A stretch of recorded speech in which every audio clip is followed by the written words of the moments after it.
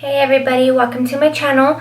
Today I wanted to do something a little bit different, something that I just kept on trying to think about things that I wanted to do and things that I wanted to talk to people about and kind of be like inspirational to some people, if it is, because I know there's a lot of people out there who go through circumstances in their life of losing their parent, and how hard it is to get through.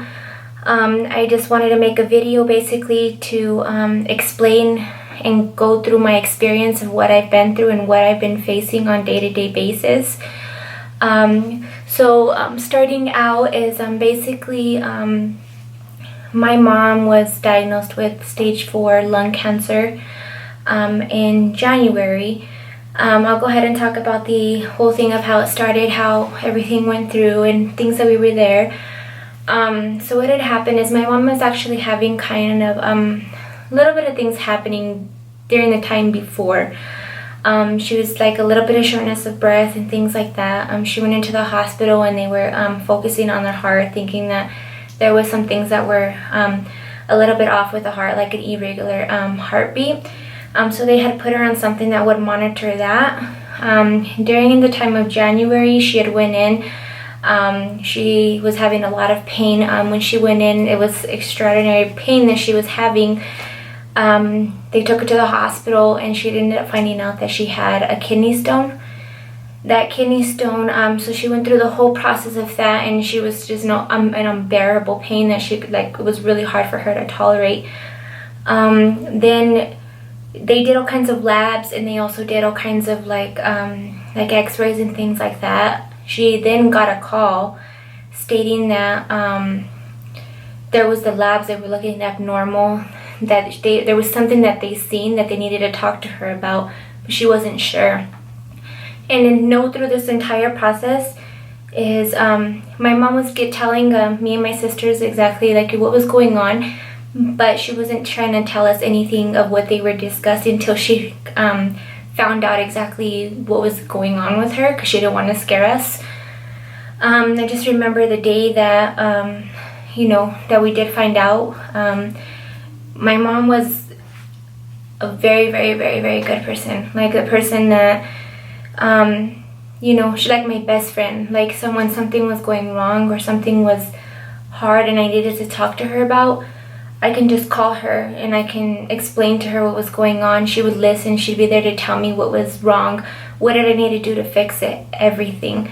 And not only that, she was there in my son's life. From the moment that I found out that I was pregnant and I had to tell her and my dad, she was just super, super happy about everything. And they were in my son's life for a long time. My mom would literally, after work, every time that she got off, would go pick him up. And then I would go pick him up from their house and then bring him after when I got off. When that had happened and my mom had found out that she had cancer, the biggest and the hardest thing that she had to make was giving up that time that she could no longer be with my son. When she called me that day and told me, like, it was really, really hard, and that's when I knew, like, it was something that was real, that this was real, like, this is something that's happening. I did face going through cancer and going through like chemotherapy and everything that I had to with my grandmother. When I was younger, I was 9 years old and she was diagnosed with cancer as well, and the same things had happened. So when I started thinking of cancer and I started thinking about everything that was going on in my head, I kept on thinking about the stuff that I had faced with my grandma and how bad chemotherapy puts people, what it does, and how hard it is to just deal with it as a family. But I just didn't know how to like talk about it with anybody. I didn't know how to be there and explain of how I felt with what was going on. And then basically everything started happening. My mom had found out there was this new treatment. It was called immunotherapy, and that it was this big, big thing, and the doctors made it seem like it was the best thing ever. Like, they told us that, a lot of people like can get treated with this and they live long lasting lives and all this other stuff. So we started thinking about it. I would have to think about the immunotherapy and which one it was, because it's really hard for me to remember about it was. But we went through the treatments. I actually went with her to her first immunotherapy. It was me and my dad. And we were sitting there, and literally we're waiting for the immunotherapy to go. And she told me that it was 2 people that can go in. Well, then the doctor, we had to do like a urine test and everything else. So we went through the urine test, and she got it back. Or it was urine, and it was blood. It was the blood that she had did. When they did the blood draw, they were trying to see if she was pregnant, because I think in order to start the immunotherapy, they have to make sure that people are not getting pregnant or anything like that.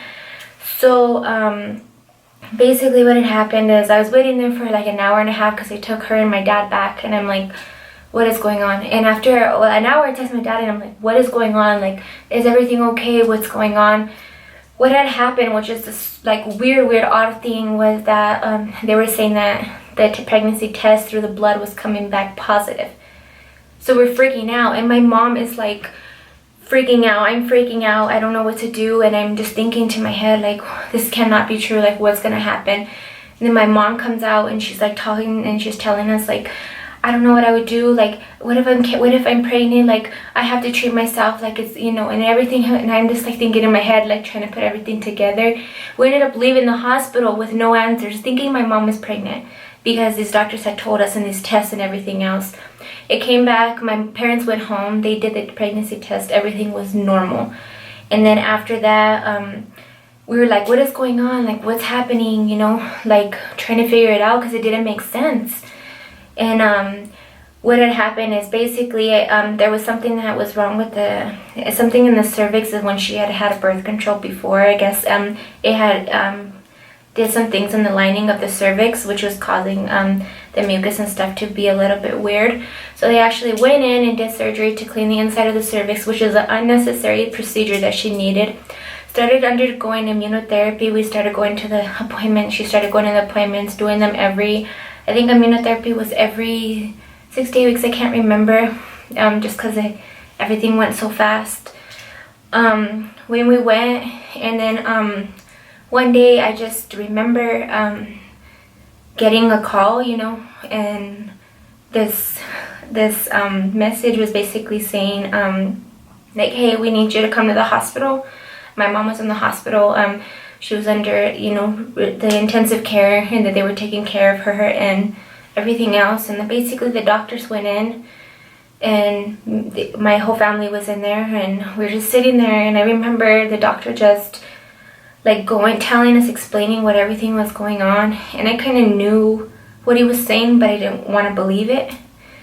And so like I was sitting there, and the day that I remember is just sitting there and like staring at my mom, and going through everything and facing it with her. And I remember the doctor just looking at us and telling us like that the treatment, the immunotherapy, is not working, that it's growing and it's getting worse, and there wasn't going to be any more treatment that we were able to do for her, because the cancer had spread so far that there wouldn't be anything else to do. What would happen is if we ended up doing any more treatments, it would end up spreading and making her die faster, is what the doctor had said. And then we just kind of listened. I asked how long, and they took us to a room, because my mom didn't want to know that answer. She just didn't want to know. And so me, my dad, my older sister, and then my aunt had went into the other room, and the doctor had told us that basically she had about a couple weeks left, and that we just had to enjoy every moment and things like that. We kind of just dealt with it. We try to, we called our family so everybody can come and visit. During that process, we just didn't want to give up. Like, we didn't want to believe that this was true, that we were about to lose our mom. Like, we were just thinking, like, 6 months, like, in November of last year, like, we were hiking, we were in the mountains, like, everything was fine. She was walking, she was laughing, like, we were hiking, like, we were there as a family. And that was the best thing that I could ever go through. Each day that I think about her, like, it's so hard. It's so hard. Like, what we go through, you don't realize it, and then what you're losing or what you have and everything else, you're confused. Like, what is going on? Like, you think she didn't deserve this. Like, she was so healthy, like, so healthy, you guys. Like, to the point where, like, she's so healthy. Walking, talking, she was always there. She put everybody else first before she did herself. And so that day at the hospital, we just went into the room. We spent our time with her. We all cried. She just told us, like, what she wanted from us. She wanted us to stay close, she told us, and that she loves us, to always be there for one another, never, just always be there, how she kept us together. And her Christmas was her favorite, like, holiday, and 4th of July and things like that. She loved the time that she had with her family, and she loved us, me and my sisters, so much. So much, you guys. It's unbearable to talk about, because the amount of love that she had for us was more than anything. And so basically each day we just took it day by day. We kept on just helping her out, kept on doing everything. And my mom, like, the thing about her is she didn't like anybody to help her. She was so used to helping everybody else around her that when we would try to help her, she would be like, okay, no, I'll do it. And she was so strong, you guys. Like, the amount of pain that she had, the doctors had explained to us, was so bad that the amount of pain that she was having was because, okay, so if you think about it, the cancer she had, it was in the lung, it was in the right lung, and then it basically transferred all the way to the diaphragm, to the kidney, and then the liver. So what they had to explain to us is what the pain that she's dealing with is stronger than a broken kidney. So each day that she was going through all this, she basically was dealing with this pain and going through the pain, and you can see a little pain that she was going through, but her pain tolerance was so unbearable. You can barely see. And basically, just to rewind a little bit up, we basically got a second opinion. The second opinion guy that came in, he gave us really good hope that everything was going to be okay, and that we were going to get through this, and there was going to be more treatment for her. We can do everything else, and it would get better.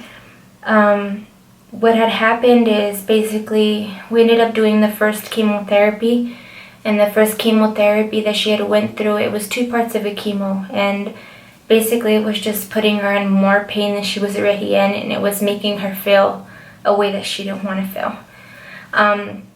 What had happened is they ended up taking her to hospice, which in our case, we try not to think, you think hospice is a place that you're taking people so they can basically die. And we try not to think about it. We try to think about, like, hey, hospice is a place where we're going to take her, we're going to try to get her bed, we're going to try to get the pain tolerance to be able for her to be able to tolerate it, first of all. And we're going to get through this. We're going to take it day by day as a family, and we're going to get through this. Basically, I started going, and then the doctor had took us back again, and he had told us that my mom had grabbed his hand, and she had told him that she doesn't want to suffer anymore, and that she doesn't want to go through the pain anymore. And basically, at that point, what they do in circumstances like that is they basically will put them on this strong medication that makes them sleep most of the time. And they say they could hear you, which I know they could hear you, but I think after a certain amount of time, they just don't hear you anymore. And so basically, I remember just talking about that, going in there. I decided that night I'm going to spend the night with my mom at the hospice, that I was just going to stay there. I felt like I needed to be there. It was coming. I knew it was. I just didn't want to believe it. Then basically what had happened is I spent the night with her. My sister had kept on telling me, Amber, you need to talk to her. Like, you need to tell her how you feel. Like, you need to let her know. Because my mom always would ask me, like, are you okay? Like, are you okay? Like, what are you feeling? Like, are you okay? And I would always be like, yeah, I'm okay. Like, I'm okay. I'm getting through this, like, you know. But deep down, like, I just was dealing with it, and I was trying to be strong. Like, I felt like breaking, but I had to be strong. And I talked to her, and I grabbed her hand before she had went to sleep. And I grabbed her hand, and I told her that I love her, and how much she meant to my life, and how much she had changed my life. Because she changed my life. She made my life so much better. When I moved here to come with my dad, she made it so much better. Everything was just way better. Like, she changed my life. With my son, she was in his life 100%. She made me the person that I am today. And she never once ever took that for granted, or never threw it in her face that she was there. She was always there. And she grabbed my hand, and she told me that she loved me, and that what I had to tell her was beautiful, and that to make sure that if something had happened, to basically make sure that my son has a memory of her, and that he don't forget her, and that she loves him with all her heart. And so I basically just sit there with her, and I held her hand, and I told her that I love her, and I'm always going to have her and remember her memory, and I'm always going to keep that going. Basically, I just stood there, and then the night started going, and my dad had told me that she had wakes up at least once, and she's thirsty. So I was like, okay. And then the night started going. I stood up like the whole night because I couldn't sleep. I just kept on thinking and everything, and then the doctors kept on going in. I just couldn't sleep. And then she didn't wake up, and then I finally told the doctor, I'm like, why isn't she waking up? And the doctor was like, and I'm like, why aren't you guys feeding her or giving her anything? And they're like, well, at this point, we no longer give any drinks or food, because at the point in the stage that she's in, if she had ate or drink anything, she can choke, and it can cause like stuff with her breathing and things like that. And I'm like, okay. And so I'm thinking in my head, like, this was never discussed with us, like never discussed with us. So I called my family, and I'm like, what is going on? Like, how come they didn't tell us about this when we were gonna move her over and things like that? My family was like a little bit confused on what's going to, but we didn't want to break her wish, and her wish was that she wanted to stay like this. So I think at that time she already knew it was time. It's just that we were all in denial, and we didn't want to believe it. And then basically it came that Sunday, and I just remember basically staying there, and my husband had told me, he's like, let's go home and change, like, let's, you know, we'll come back, like, we just gotta go do some things at the house. And something told me, like, it's not time to go. And I stood, like, I had to stay, like, I just wanted every moment that I had, that I could spend with my mom, to be there. And basically during that time period, I just spent time with her. Like, I hugged her, like, remember the things, like, I got her, my dad, like, the things I remember is, like, I got her the ice cream, a banana split, and I took it to them. And after that day that I gave her the banana split, she wanted one every single day. That was like her favorite thing. She, like, we'd ask her if she wanted like otra cosa, like, I don't know, anything. She'd be like, no. Like, a banana split, you know, like, really, so it was super cool. Like, just seeing her, and it would make her happy. She loved it, and she'd be like, the whole time that she loved it. She just loved it so much. And we're talking about memories and stuff that we had, and the memory that she'll always, like, tell me, because she used to be like, Amber, don't say it, was, I'll tell about a memory that we had. It was basically, she was like, her and my dad, we all went to eat, and my dad was basically, it was like, I gotta run to the bathroom. So we're like, okay. We had 2 bathrooms. One was downstairs, one was upstairs, but we had 3 bathrooms. There was 2 upstairs and then 1 downstairs. The one had went in the other one, somebody had went into the other one, and my parents were racing to their bathroom. And basically what had happened is, my parents were racing up the stairs, and my dad had to get gas so bad, I guess. He farted on each step, so he's like, you know, and he's going up, and my mom is behind him, and she's laughing so hard. Like, we're done, and I go upstairs, and she's like so wet, but she's laughing so hard she'd peed her pants. And we're just laughing about it, and I'm like, oh my god, you know, and I can just hear her laugh. Like, that laugh that she had was just like something that you can never forget.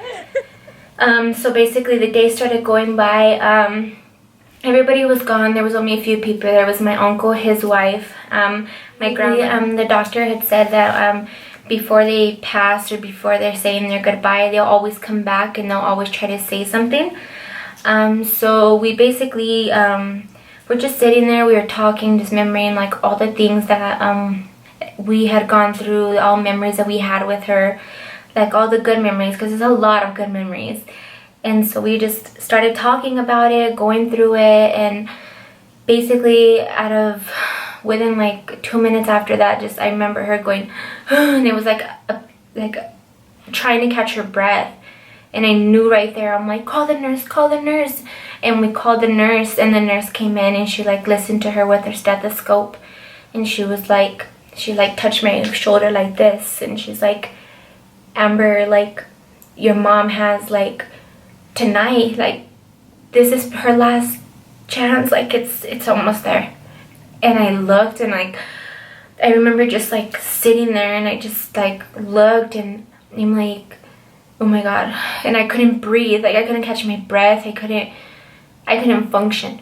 And she's like, you need to call your dad, you need to call your family, you need to tell them to get here. And so I'm just like frozen, and I can't move, and I'm just like, oh my god. And I'm trying to like, okay, I gotta get back together. And so I started calling my sisters, I started calling my dad. And basically what I was doing, and as I was trying to call my dad, and I was like, hey, you guys need to get here, like mom is not doing so good, you guys need to get here, like this is super important, like we need to get here.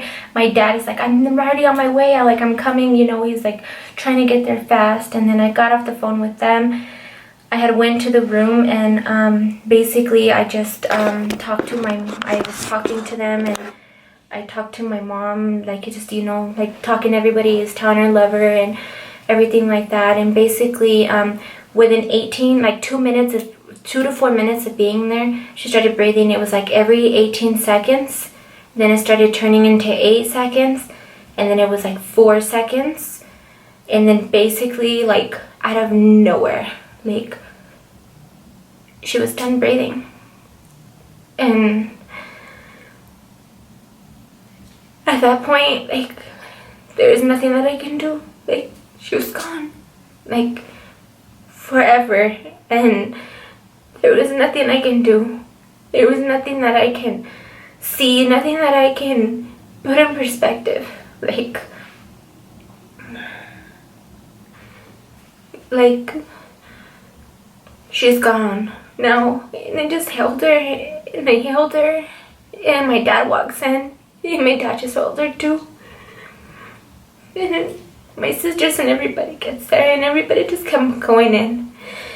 And the only thing that I can think in my head was that what she told me is I need to be strong, and I need to get through this, and that she was always going to be there, and no matter what, she's always going to be there. And whenever we needed her, we just have to look in the sky, and she'll be there. She'll be there. And from this day on, like, it's been 1 month. My thing that I do is I basically to get over, try to move day by day. It's hard because everything that I do, I think about her. I went to a Bronco game, and the weirdest thing is, like, I looked in the sky, and there's a star. Like, there's one star there, and I'm like, she's with us. And we go hiking, and I'm like, she's with us. Me and my sisters had made this thing. We had made a big cuadro of her. Like, it's a big, like big things, like that big, like super huge, with her picture on it. And we decided that we're gonna, wherever we go hiking, anywhere we go, like, we're just gonna keep those memories, and we're gonna take that cuadro with us, and we're gonna put it up, and we're gonna take a picture wherever we go with it. Which has been super fun, you know, and my family's always gonna go. But I want you to know, people, like, losing a parent is one of the most hardest things that you'll ever go through in life. It's day by day that you have to take. You're never ever going to, you're never going to forget them. You're never going to forget them. They're always going to be in your heart. They're always going to be with you in every direction that you are. Every night I tell my son, we'll pray to Grandma. Anytime you need Grandma, she's always going to be there for you. She's never going to leave you. She's always going to be with you. And I want you guys to know, she may not be here right now, but I know she's here. There's days that I just want to call her. And I want to just express how I feel and the things that I'm going through and things that I just want to talk to her about, but I can't. But I know that I know what I had with her, and I know everything's there, and I just want you to know that, like, I get it, and I get what you're going through, and life is hard. It's hard, and there's things that we don't understand, but my family, what we were trying to say is, like, God needed her more than we did. And I know it sounds a little bit weird to say, but I believe, and my mom was a very strong believer, that everything has happened for a reason. I may not agree with it, and I may not be happy with what had happened. But in her, I love her with all my heart, and with what she gave me for my life, is I'm going to continue to give to my family, to my sisters, to everybody that I have ahead of me, that to give what she gave, because she was the most loving, most precious person that was in this world. And I'm going to keep her memory going, and I'm never going to forget it, and I'm going to cherish every moment that I had with her. This is pretty much it, and I just wanted to explain how I'm able to get through this, and a little bit of what my story was, because I have a lot of people who ask. I do want you guys to know that, you know, this is forever, you know, and it's hard. It's really hard. But thank you for tuning in today. Please like, put this submit, please like down, and then also subscribe, which is the little thing right here, or up here. And then just subscribe for my channel, and here's more to come. I hope you guys have a great day, okay? Thank you. Bye.